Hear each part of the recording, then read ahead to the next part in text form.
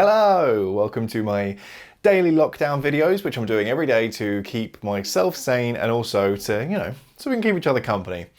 And I think that sanity was kind of what I figured we could maybe talk about today, right? Because particularly during this lockdown, I've had a really kind of funny relationship with motivation and also positivity.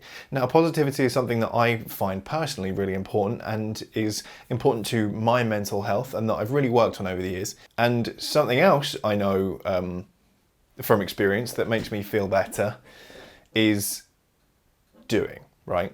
Like in terms of my own personal mental health, and I know that this is different for everybody, there are certain things I know that I can do to make myself feel really good, right?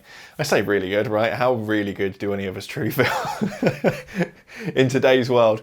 But for me, when I'm feeling particularly down and bad, it's noticeable when, I can make a mental list in my head and say to myself like, oh, you haven't been doing all of the things that you are doing when you feel at your best, right? It's maybe not necessarily they're things that make me feel good in the moment, but they just so happen to be things that, I feel really great if they're all happening at once. So that correlation, I think leads me to naturally think, or to believe that that's how I can feel at my best, right? They're the things I need to make a normal part of my life and routine for me to feel tippy-toppy. And I think that lockdown has sort of shaken that. I think having a regular 9 to 5 in particular is really helpful for a routine because there's a certain element of routine already enforced and then you can attach things to it. And attaching things to other routines is a really easy way to build and stick to a routine, in my opinion. For instance, I have a 9 to 5 job. Going to the gym is something I used to do nearly every day, and I would go before work in the morning. And that meant that then I would have the whole evening to myself. So really, although some people would say to me like, that's crazy that you go in the morning before work. How do you get up so early and everything like that? But for me, that's a trade-off for having the whole evening to be a human slug, do nothing, right? Or just to have free time, I'll do something with the time. But so then getting up so early would mean in return that then I will, go to bed earlier. So I'd maybe on average go to bed about like 9 or 10 and then I'll get up for the gym at maybe like 5:30. And then I've got all of that done and I'm on my way to work to begin work at 9 o'clock.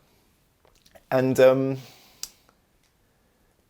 there already we have things that make me feel better. You've got going to bed early because then I know I'm getting enough sleep, and when I'm getting enough sleep I feel, I get good mental clarity and I have higher energy, and the same is true for exercise. If I'm getting a little bit of exercise done every day, then I feel better, my mind feels clearer, and I feel like I have more energy.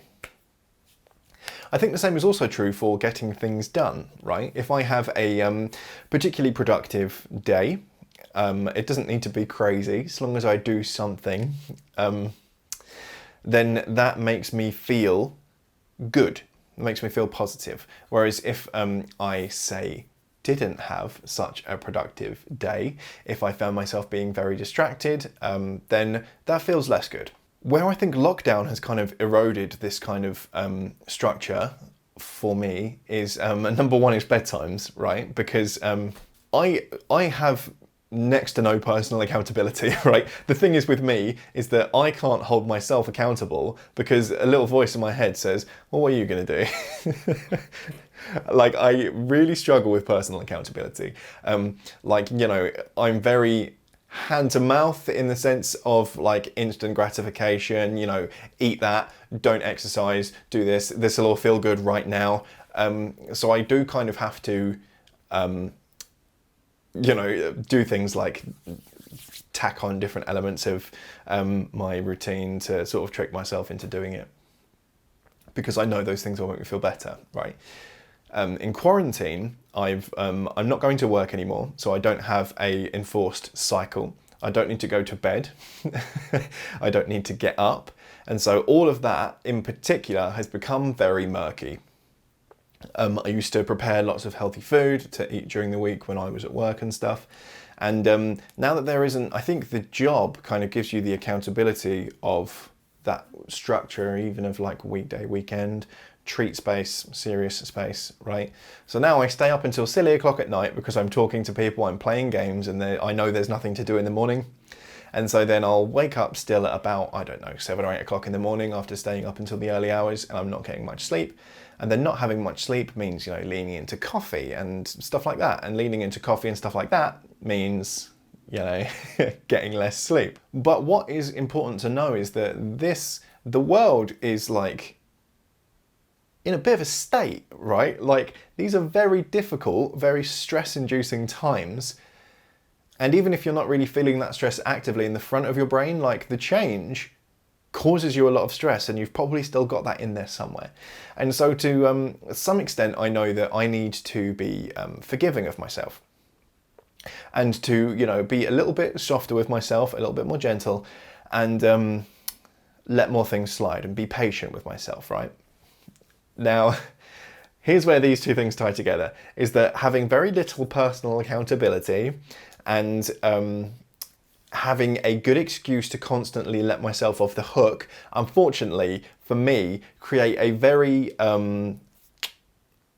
they're super effective against me in particular, because suddenly, it'll be like, right, let's go and exercise, and I'll be in my gym gear and I'll be downstairs, and then the voice in the back of my head says like, oh, that'd be really hard, that'd be really difficult, we could just do something else, and then the voice in the front of my head says, go easy on yourself, treat yourself, relax a little bit, and these are hard times, relax a little bit. And then what happens is suddenly 4 days have passed and I've been telling myself, you don't need to be so hard on yourself, these are hard times. And I've been going to bed at early hours, I haven't been exercising, I haven't been doing any of the things I know that make me feel better. And doing nothing in this way, for example, I'll go down to exercise and I'll catch myself in this mental loop and I just won't do anything. I won't exercise, I won't do anything that makes me feel good, I won't game or anything like that, I'll just do nothing.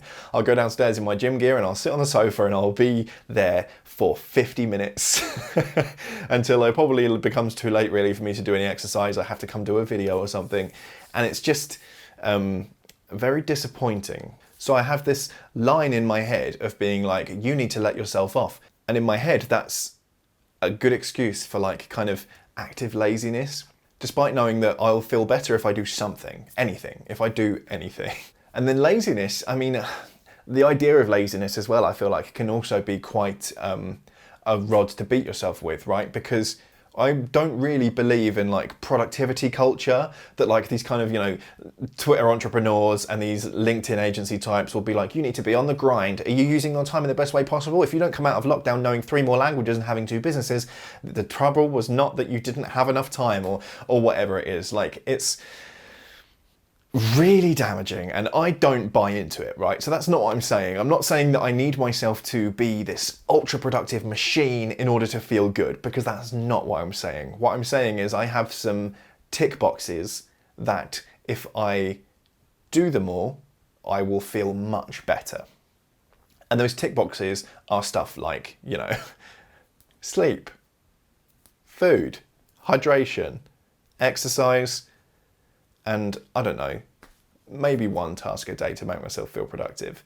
But I have a habit of letting even those basic things slip by and letting myself off the hook for not doing them. And then I get worse, which then makes me more inclined to let myself off the hook for not doing them, which then makes it worse. And so then I end up in these nasty spirals of just feeling very blank, very like I'm on autopilot, right? I don't feel engaged, I don't feel plugged in.